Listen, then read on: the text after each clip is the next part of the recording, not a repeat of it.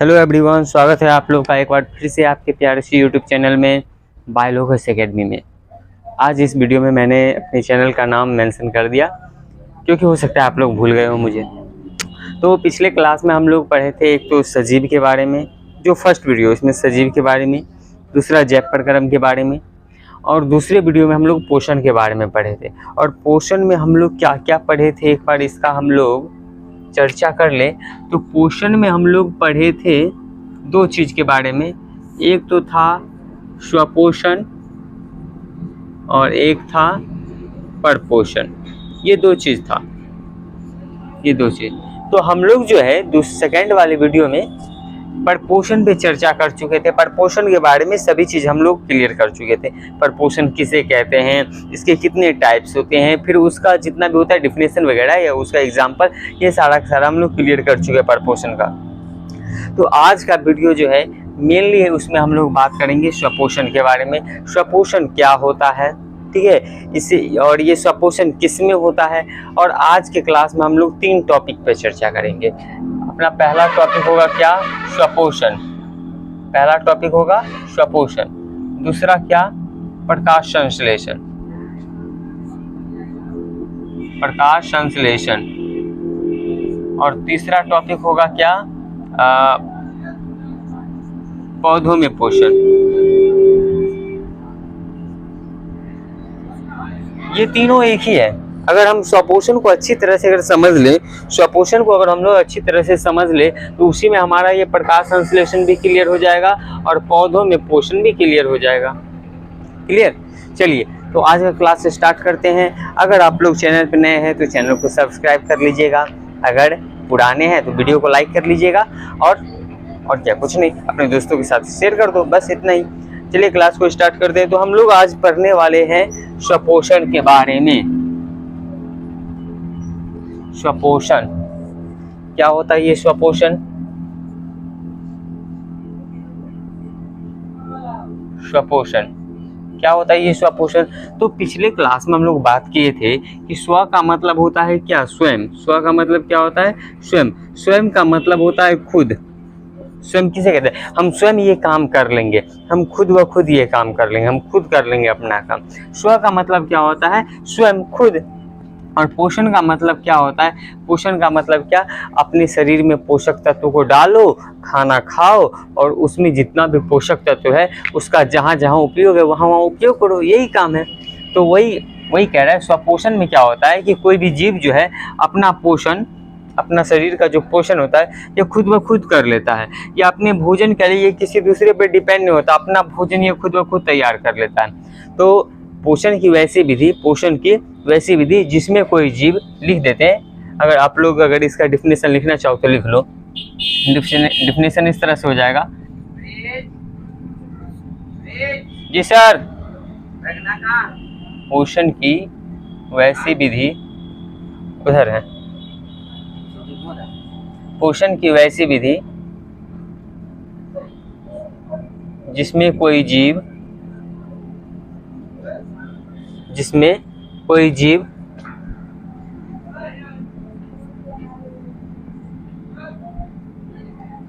अपना भोजन स्वयं संश्लेषित कर लेता हो, स्वयं संश्लेषित कर लेता हो, अथवा अपने पोषण के लिए किसी दूसरे सजीवों पर निर्भर नहीं रहता हो,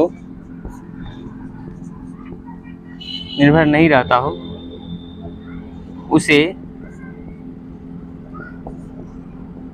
स्वपोषण कहते हैं। तथा वैसे जीव स्वपोषी कहलाते हैं। इतनी सी बात, ठीक है। स्वपोषण को कहेगा परिभाषित करने के लिए तो क्या बोलोगे? स्वपोषण जो है, स्वपोषण पोषण की वैसी विधि है, स्वपोषण पोषण की वैसी विधि है जिसमें कोई भी जीव अपना भोजन खुद बना लेगा, अपना भोजन स्वयं संश्लेषित कर लेता हो। संश्लेषित करने का मतलब क्या? बनाना। तो अपना भोजन स्वयं संश्लेषित कर लेता हो अथवा अपने पोषण के लिए किसी दूसरे पे डिपेंड नहीं रहता हो, तो उसे पोषण की ऐसी विधि को हम लोग क्या कहेंगे? स्वपोषण कहेंगे। तथा वह जीव क्या कहलाएगा? तो वह जीव कहलाएगा स्वपोषी। क्या कहलाएगा? स्वपोषी कहलाएगा। ठीक है। अगर एग्जाम्पल में बात करें तो इसका एग्जाम्पल में कौन कौन आ जाएगा? पेड़ पौधा। क्या हो जाएगा? पेड़ पौधा। जितने भी पेड़ पौधा है, जितने भी पादप हैं, जितने भी पादप, शैवाल हो गए, शैवाल, इस सब में क्या होता है? इस सब में स्वपोषण होता है। ये सब अपना भोजन खुद संश्लेषित कर लेते हैं, अपना भोजन खुद बना लेते हैं। क्लियर हुआ? चलो, अगर इसका स्क्रीनशॉट लेना चाहते हो तो ले लो, फिर आगे चलते हैं। अब हम लोग समझेंगे क्या कि पौधों में या पेड़ पौधों में जो पोषण होता है, ये जो अपना भोजन बनाता है, स्वयं संश्लेषित कर लेता है, तो कैसे करता है? इसके बॉडी में कुछ ना कुछ ऐसा खास होता होगा जिसके कारण ये कर लेता है और हम लोग नहीं कर पाते, है कि नहीं? देखते हैं क्या है। ले लो स्क्रीनशॉट, ले लिए? चलो,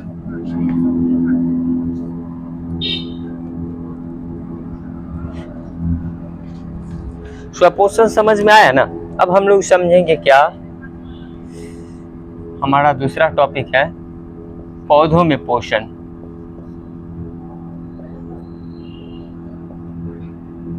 पौधों में पोषण, न्यूट्रिशन इन प्लांट्स।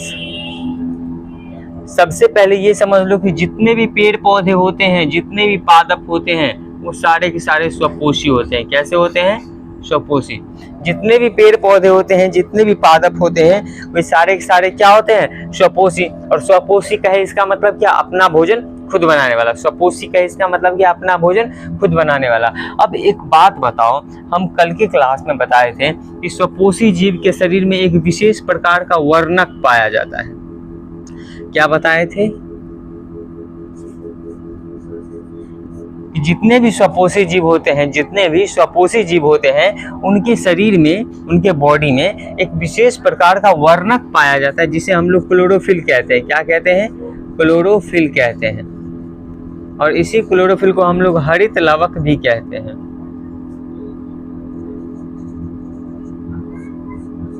हरित लवक।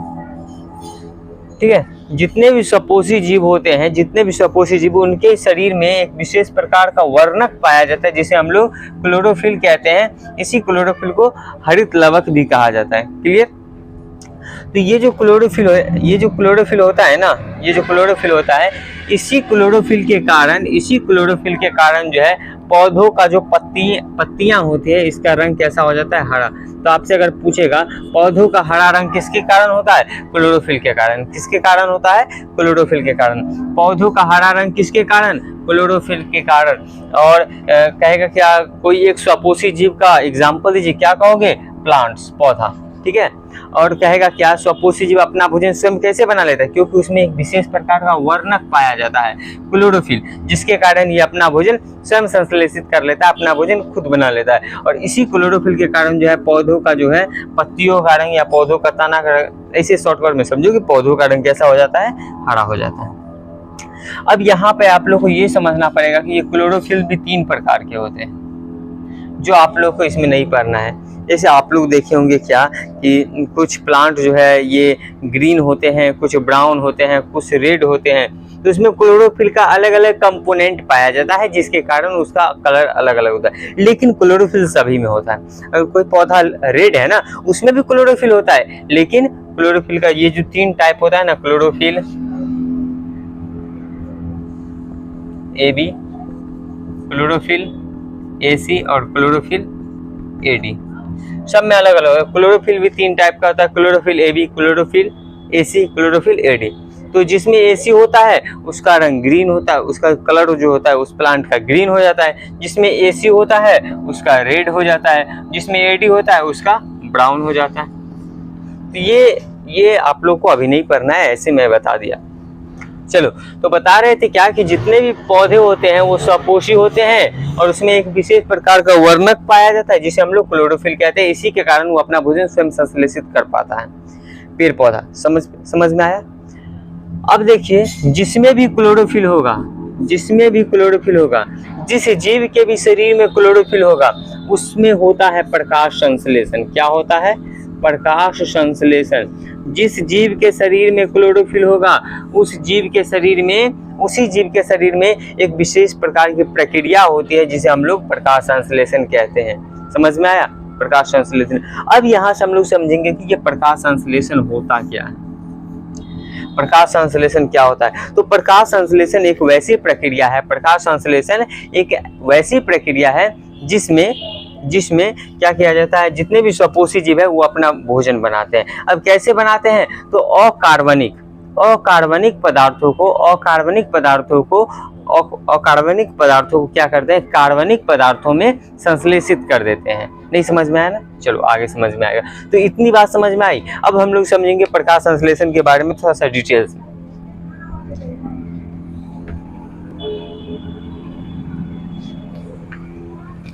प्रकाश संश्लेषण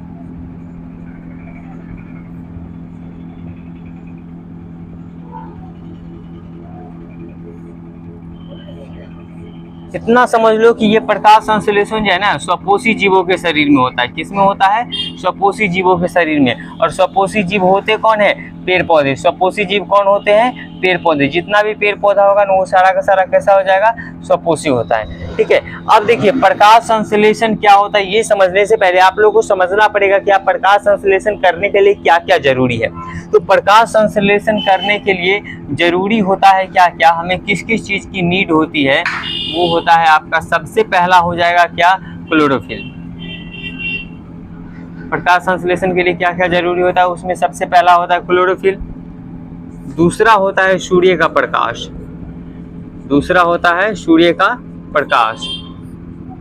तीसरा होता है जल एवं खनिज लवण।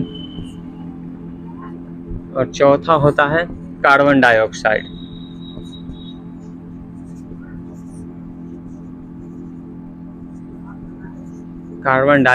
CO2 जिसे हम लोग कहते हैं। तो प्रकाश संश्लेषण करने के लिए किसी भी स्वपोषी जीव के शरीर में क्या होना चाहिए? क्लोरोफिल होना चाहिए। और जितना भी स्वपोषी जीव होंगे उनके शरीर में तो क्लोरोफिल होगा ही, है कि नहीं? तो जितने भी स्वपोषी जीव होंगे उनके शरीर में क्लोरोफिल होगा। और एक बात बता देते हैं, ये प्रकाश संश्लेषण जो है ना, एक प्रोसेस है, एक प्रक्रिया है जिसके द्वारा क्या किया जाता है? भोजन बनाया जाता है। क्या किया जाता है? भोजन संश्लेषित किया जाता है। किसमें? तो पेड़ पौधों में। किसमें किया जाता है? पेड़ पौधों में किया जाता है।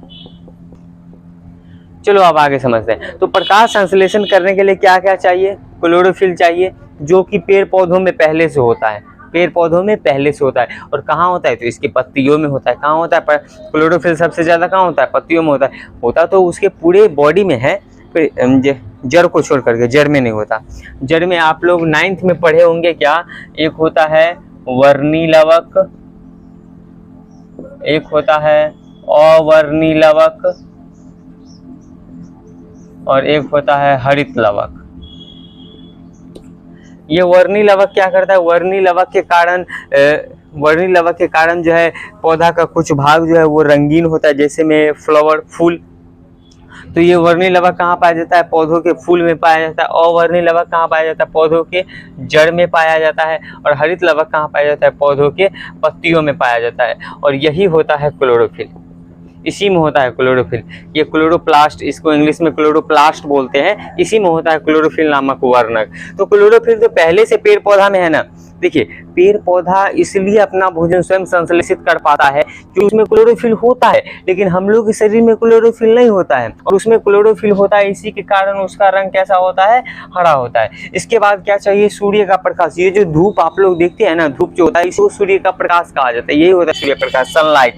तो इसको क्या चाहिए? पेड़ पौधा को सनलाइट से। इसीलिए आप देखते होंगे क्या कि अगर किसी पौधा को अगर धूप नहीं मिले तो वो मरने लगता है। अगर किसी प्लांट को अगर धूप नहीं मिलता है, उसे हम लोग एक काम करना, एक एक्सपेरिमेंट करो। क्या करोगे? एक छोटा सा गमला लेना, उसमें कोई पौधा लगा देना, ठीक है। लगा दिए, पौधा को लगा करके आप अभी धूप में छोड़ दिए, एकदम खाद पानी जो डालना है डालो, अच्छे से उसको लगाओ। जब वो लग जाएगा ना तो उसे घर के किसी ऐसे कोने में जाके रख देना जहाँ तक धूप नहीं पहुँचता है, जहाँ सूर्य का प्रकाश नहीं पहुँचता है। देखना वो प्लांट मर जाएगा, मर जाएगा। मरने का मतलब क्या, पूरा वो पीला हो जाएगा, धीरे धीरे वो सूखने लगेगा। समझ रहे हो ना, मतलब क्या, सूर्य का प्रकाश बहुत ही जरूरी है। पेड़ पौधों को अपना भोजन बनाने के लिए क्या क्या जरूरी है? पहला तो जरूरी है क्लोरोफिल, दूसरा जरूरी है सूर्य का प्रकाश, और तीसरा जरूरी होता है जल। जल एवं खनिज लवण समझाते हैं। जल, अगर हम पौधों को अगर पानी नहीं डालें तो क्या पौधा अपना खाना बना पाएगा? अगर वो अपना खाना नहीं बना पाएगा तो उसके शरीर में पोषण कहाँ से होगा? अगर पौधे के शरीर में पोषण नहीं होगा तो वो जीवित कैसे रहेगा? मतलब क्या, पेड़ पौधों को जिंदा रहने के लिए भोजन की जरूरत पड़ेगी, और भोजन कहाँ से आएगा? तो प्रकाश संश्लेषण की क्रिया उसे करनी पड़ेगी। तो प्रकाश संश्लेषण की क्रिया कब करेगा? जब उसे क्लोरोफिल भी मिले, सूर्य का प्रकाश भी मिले, और साथ में जल भी मिले, कार्बन डाइऑक्साइड भी मिले। तो अब जल, तो प्रकाश संश्लेषण करने के लिए जल भी जरूरी है।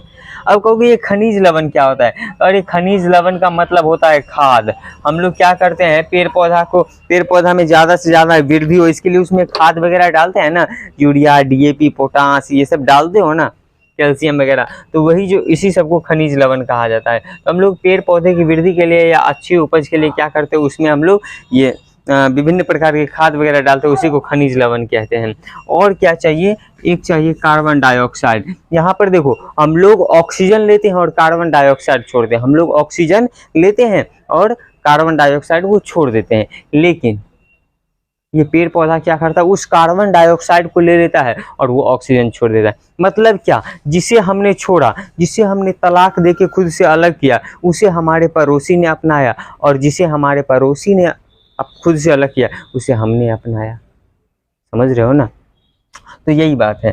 तो ये कार्बन डाइऑक्साइड जो है ये भी बहुत ज़रूरी है। अब हमें ये समझना पड़ेगा कि ये कहाँ से लाता है पेड़ पौधा ये सब कहाँ से लाता है। तो क्लोरोफिल तो पहले से उसमें मौजूद होता है, उसके पत्तियों में। जैसे देखो ये पत्ती है,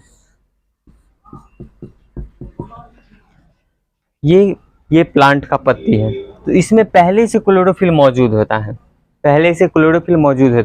एक तरह से समझो ना, तो ये क्लोरोफिल क्या करता है, एक रसोइया का काम करता है। किसका काम करता है? रसोइया का काम करता है, जो खाना बनाने का काम करती है। इस सब के बारे में हम लोग डिटेल्स में अगले क्लास में पढ़ेंगे। आज ऐसे समझ लीजिए कि क्लोरोफिल जो है प्रकाश संश्लेषण करने के लिए बहुत ही ज़रूरी है, ठीक है। और उसके बाद क्या चाहिए? सूर्य का प्रकाश चाहिए। इसके बाद क्या चाहिए? जल एवं खनिज लवण चाहिए, जो हम लोग पानी खाद वगैरह डालते हैं ना, ये सब चाहिए। इसके बाद कार्बन डाइऑक्साइड चाहिए। अच्छा, पेड़ पौधों को कार्बन डाइऑक्साइड कहाँ से मिलता है? वायुमंडल से मिलता है। कहाँ से मिलता है? वायुमंडल से मिलता है। और हमारे वायुमंडल में कार्बन डाइऑक्साइड की मात्रा कितनी है? 0.03%। कितना है? 0.03%। कितना है हमारे वायुमंडल में कार्बन डाइऑक्साइड? कितना प्रतिशत है? 0.03%। समझ में आया? ये सब ऑब्जेक्टिव में काम देगा ये। और ये भी इस तरह से भी ऑब्जेक्टिव में पूछता है कि पेड़ पौधा कार्बन डाइऑक्साइड कहाँ से प्राप्त करता है? वायुमंडल से प्राप्त करता है। समझ में आया? चलो, तो आज की क्लास में हम लोग क्या क्या समझे? पहला तो हम लोग स्वपोषण के बारे में समझे। दूसरा हम लोग समझे कि पेड़ पौधा अपना भोजन कैसे बनाता है। इसको डिटेल से हम लोग अगले क्लास में पढ़ेंगे, प्रकाश संश्लेषण के बारे में, क्योंकि प्रकाश संश्लेषण आप लोग को 5 नंबर दीर्घोत्तरीय में पूछता है, तो इसे अच्छे से डिटेल्स में लिखाना भी है, ठीक है, और अच्छे से समझाना भी है। तो इसके बाद हम लोग प्रकाश संश्लेषण का इंट्रोडक्शन देखें, ठीक है। तो आज का क्लास यहीं पे रखते हैं, मिलते हैं अगले क्लास में, तब तक के लिए जय हिंद।